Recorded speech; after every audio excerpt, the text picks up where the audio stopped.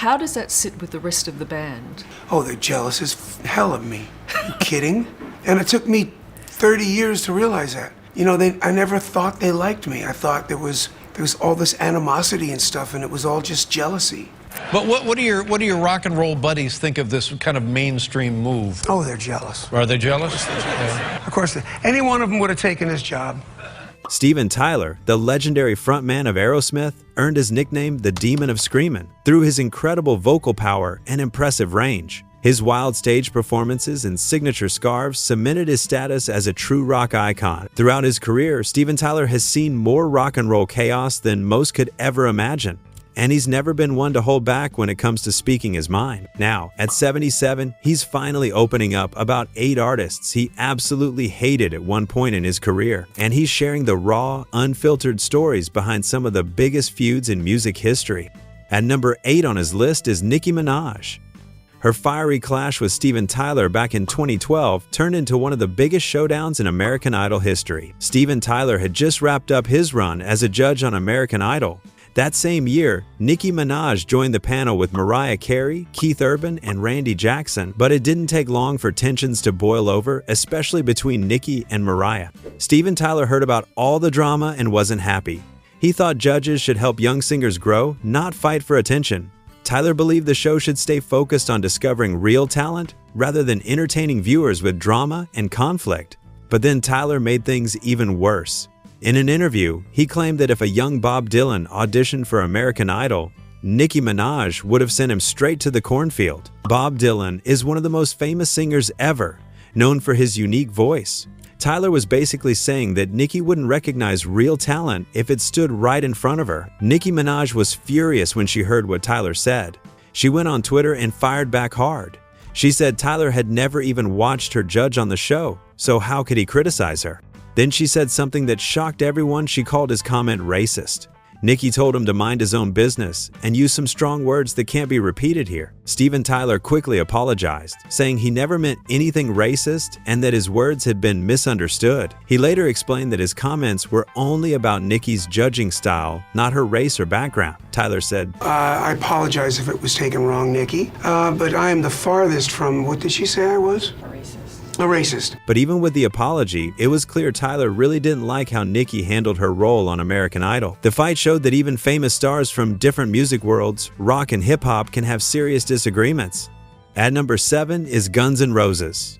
What began as a mentor-student bond with Aerosmith soon spiraled into one of rock's biggest betrayals. When Guns N' Roses broke out with their debut studio album Appetite for Destruction, fans immediately started comparing them to Aerosmith. Steven Tyler even took them on tour, hoping to be a mentor. But Guns weren't interested. Battling their own substance issues, they saw Aerosmith as a band past its prime. The relationship really fell apart when Axl Rose started taking shots in interviews and on stage. The biggest blow came in Get in the Ring, where the anger was aimed straight at Aerosmith. The message was clear: Guns N' Roses were the new kings, and Aerosmith was old news. Steven Tyler was hurt by this betrayal. He had fought back from rock bottom with comeback albums like Permanent Vacation and Pump, only to be dismissed by the band he tried to help. Back in 1988, Guns N' Roses opened for Aerosmith on the Permanent Vacation tour. Their manager at the time, Alan Niven, said that Axl Rose actually wanted to call the whole thing off because of stage fright. Niven ended up rolling dice to decide if the band should go ahead with it. After Niven refused to cancel the tour, Axl banned him from the first 3 weeks of shows. Years later, Steven Tyler played a role in getting Axl Rose to reunite with his original Guns N' Roses bandmates. Tyler told Howard Stern that he ran into Rose at clubs and encouraged him to get the band back together, saying, "You need to get back together again soon because we all miss you." It seems like any bad blood had eased up quite a bit over time.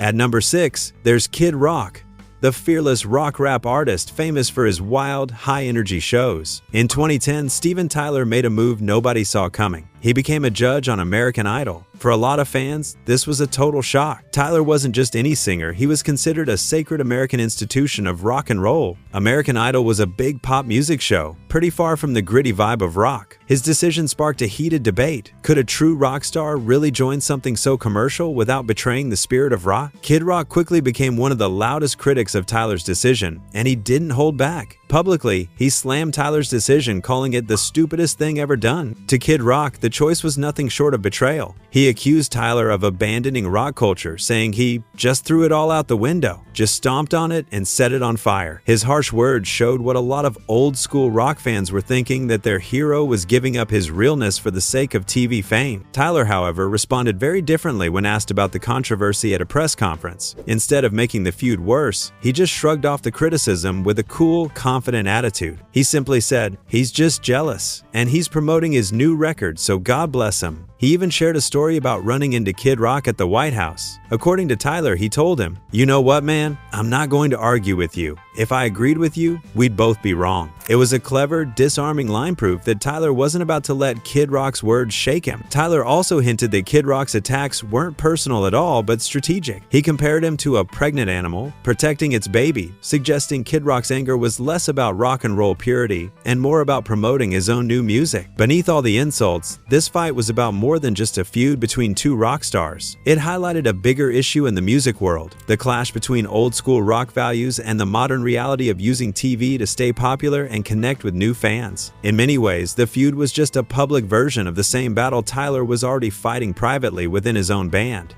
At number 5 is Van Halen, that clashed with Tyler over a fundamental divide. Back in the late 1970s, the fight wasn't with fists, it was about how rock should sound. One side wanted fast, technical playing, while the other wanted more heart and feeling. It all started in 1978, when Van Halen's first album was released. Eddie Van Halen played guitar like no one had ever heard before. He made new sounds, played at lightning speed, and pulled off tricks that felt almost like magic. Many young fans and guitarists were amazed, but Aerosmith, who were already famous by then, thought music should be more about soul and less about showing off. Steven Tyler felt rock was about emotions, not just finger speed. Eddie believed that practice and new ideas made music better. He worked for hours and built a style that was sharp, bright, and different. His solos were so complex, they felt like solving a puzzle. Steven Tyler did not like this way. He thought too much focus on tricks made music cold. For him, a song should move the heart and tell a story, not just show how fast someone could play. The real test came at the Texas Jam Festival in July 1978. It was one of the hottest days in Dallas, with nearly 100,000 people packed in.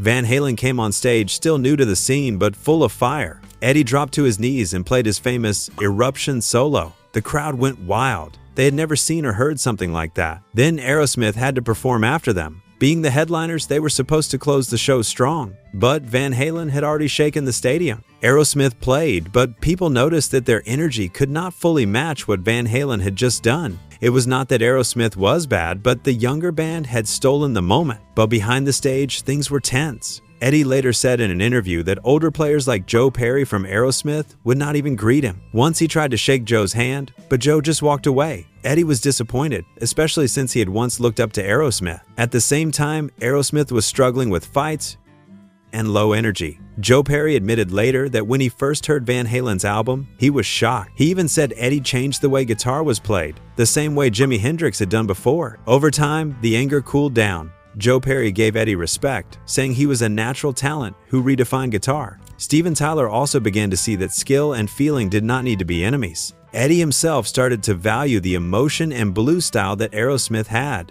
Both sides grew to understand that rock was big enough for both approaches. This clash was not just about two men. It showed the big change in rock music between the 1970s and 1980s. Van Halen pushed the technical side forward, while Aerosmith kept the heart and feeling alive. In the end, both bands became legends. And the truth is, rock was stronger because it had room for both speed and soul.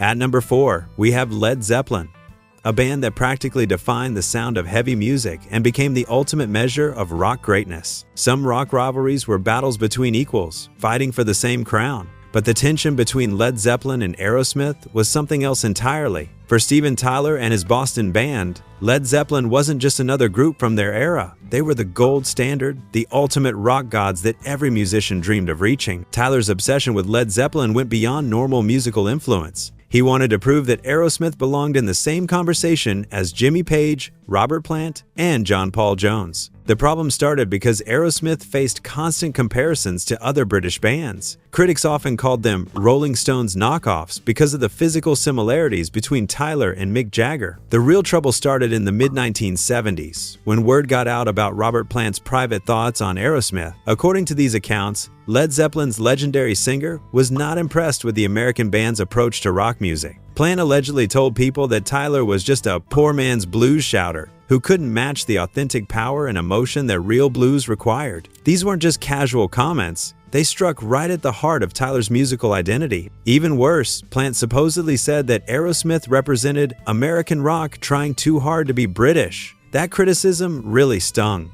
It made it seem like Tyler and the band were just pretending copying something they didn't even get, rather than creating their own authentic sound. For a musician who put his heart into every performance, being called an imitator by the very artist who inspired him was absolutely crushing. Whether Plant actually said these exact words or not, the reports spread through the rock world and reached Tyler's ears. The timing made everything worse. This criticism came right as Aerosmith was establishing themselves as international stars with albums like Toys in the Attic in 1975. Right when Tyler should have been celebrating his success, he was stuck worrying if the very people he wanted to impress saw him as a fraud. And that's why from then on, he grew to hate his favorite band. Coming in at number 3 is another rock band, Kansas. Steven Tyler has always been open about Aerosmith's intensely competitive spirit. That rivalry wasn't just a part of their story, it was fundamental to their DNA. Every night on every stage, the band was driven to prove they were the best. By the mid-70 seconds, Aerosmith was on the rise. They weren't megastars yet, but their momentum was building. Albums like 1975's Toys in the Attic had given them major hits, including Sweet Emotion and Walk This Way. Even with this success, they still had to fight to earn respect. The feud with Kansas started during that 1975 Toys in the Attic tour. Kansas was the opening band, but they quickly realized the tour was going to be a nightmare. Phil Ehart, Kansas's drummer, later said, "Steven would often pull the plug if a support act went down too well, and sure enough, that's what happened." Kansas members felt that opening for Aerosmith was a terrible idea from the start. They were younger, hungrier, and eager to prove themselves, but they knew Aerosmith didn't want competition on their own stage. But Kansas wasn't about to let Tyler ruin their set. They knew what might happen, so they came up with a plan. Guitarist Rich Williams explained, "We were told sometimes he'd come out and unplug the band. So what we did was run dummy lines to where he could get to, and we ran our real power somewhere else." In other words, they set up fake power cables that Tyler could easily reach while hiding the real ones out of sight. This wasn't paranoia. Kansas had already heard stories of Aerosmith sabotaging support acts. Tyler in particular hated when the opener connected with the crowd because it made Aerosmith look weaker by comparison. That night, when Kansas took the stage, Tyler's fears started coming true. Their progressive rock sound, their energy, and songs like Carry On Wayward Son lit up the crowd. The cheers grew louder and louder, and the more the audience loved Kansas, the more uneasy Tyler became. For Tyler, this was the worst-case scenario. Aerosmith was supposed to dominate the night, but the spotlight was slipping toward Kansas. Finally, he'd had enough. Just as he had done with other opening acts before, Tyler stormed toward the stage determined to cut the power and stop the show. But when he yanked the cables, nothing happened. Kansas kept playing at full volume. The crowd went wild. Tyler had pulled the fake lines and the music never stopped. The audience quickly caught on to what was happening, and instead of making Kansas look bad, it made Tyler look desperate. At that moment, the tables turned. Kansas looked like the heroes, and Tyler looked petty and outsmarted in front of thousands of fans. The plan had worked perfectly. So these are the reasons why Steven Tyler hated Kansas. To Tyler, that was unforgivable. Kansas didn't just open the show, they proved they could steal it. Coming in at number 2, we've got his toxic twin, Joe Perry. Oh, yeah. On a seriouser note. When you talk about Steven Tyler, no relationship in his life has been more crucial, or frankly, more messed up than the one he's had with Joe. Perry is the lead guitarist of Aerosmith and Tyler's main songwriting partner. Steven and Joe weren't just bandmates, they were brothers in chaos. Together, they were the creative heart of the band. Their wild lifestyle earned them the nickname the Toxic Twins. This name perfectly described their relationship. It was a powerful mix of creative genius, brotherly love, intense competition, and self-destruction. Their bond created Aerosmith's greatest music, and it also nearly tore the band apart many times. From the very beginning, their partnership was full of conflict. They were two young men with huge talents and even bigger egos. Constantly over everything, they argued about who should get credit for writing songs. They battled over musical arrangements and the direction of the band. This was more than just friendly competition. It was a constant power struggle to see who was in control. By the late 70 seconds, their constant fighting and raging habits became totally unsustainable. The relationship completely fell apart. The final moment came after a backstage argument that involved Perry's wife, Alyssa. She reportedly threw a glass of milk during the fight, which became the last straw. Perry quit the band in 1979. We were backstage after the show, and the groupies there were famous for being ready for the bands, and I was never a groupie guy. I never got... For Tyler, this was not just a professional split. He saw it as a personal abandonment. He felt absolutely betrayed by his musical partner, his brother. Even after Perry came back and they hit it big again, the drama never really quit. The biggest blow-up of their modern era went down in 2010, and it was all because Tyler decided to join American Idol. Perry was furious. He felt betrayed all over again, mostly because Tyler did not tell him about it first. He said in an interview, "After working with me for 40 years, he couldn't tell me about this? Why so secretive?" Perry also hated the idea of Aerosmith being connected to a pop TV show. He called the show one step above Ninja Turtles. Tyler, though, was absolutely furious right back. He said, "He's angry with me for what? Because I took Idol? What a crock of shit." All of this made their relationship as volatile as it was legendary. At different points in their lives, Steven couldn't stand Joe, and Joe felt the same about him. At number 1, we have Kiss, the band that tops our list thanks to a feud so intense, it even led to a backstage knife fight. Aerosmith and Kiss have had a notorious feud going all the way back to the 1970s. It all began on a joint tour in 1976 that went off the rails fast. Backstage, a small argument between the crews exploded into a full-on knife fight, and the bad blood started right there. In a 2012 interview on The Cowhead Show, Tyler finally explained what went down. He said, "I remember when we went out with Kiss in '76 or something, one of our roadies got into a knife fight with their guys, so I hated them ever since." The fight was so memorable that Tyler carried that grudge for literally decades. However, Tyler's issue with Kiss wasn't just about a single violent night. For him, the real conflict lay in how fundamentally different the two bands' approaches to rock music were. Aerosmith was built on blues-based rock with genuine street credibility. To Tyler, they were the real-deal musicians who earned their success through pure talent and relentless hard work. Kiss, on the other hand, represented everything Tyler thought was wrong with theatrical rock. In radio interviews, he referred to them as a comic book rock band with painted faces and a handful of hits. Tyler believed Kiss was more interested in marketing and showmanship than creating genuine music. Their elaborate stage shows with fire-breathing and blood-spitting seemed artificial to someone who prided himself on authentic blues rock. The philosophical differences were profound, and Tyler once described the contrast like this: a Kiss lick and a Joe Perry lick, two different worlds. The deepest problem was authenticity. He repeatedly questioned whether Gene Simmons and Paul Stanley truly believed in their own performance. Joe Perry, Tyler's longtime guitar partner, expressed similar opinions about Kiss, saying, "It's two different animals. They went the theatrical way and used rock and roll kind of as their soundtrack. For Aerosmith, the music is our show. It's apples and oranges." Kiss didn't hold back. In his book, Face the Music Life Exposed, Paul Stanley described their 2003 co-headlining tour. He found it satisfying to see Aerosmith perform for what he called an underwhelmed audience, with people even walking out. To you, baby, to you.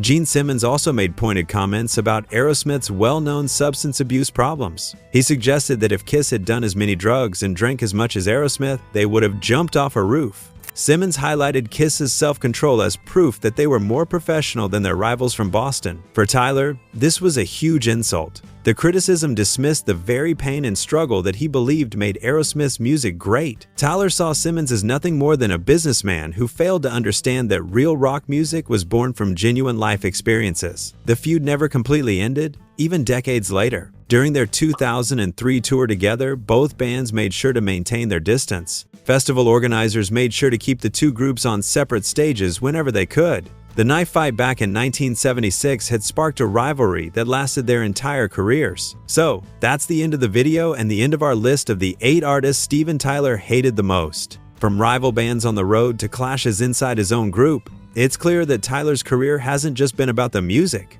It's been about battles, grudges, and fiery relationships that shaped the legend of Aerosmith. What's fascinating is how these feuds, as wild and destructive as they were, ended up fueling some of the greatest rock moments in history. Without that tension, without those rivalries, maybe Aerosmith wouldn't have had the same edge that kept them on top for decades. If you enjoyed this video, don't forget to hit that like button, it really helps us out. And make sure you subscribe so you never miss our next videos about wildest stories in rock history. Drop a comment too, let us know which feud shocked you the most.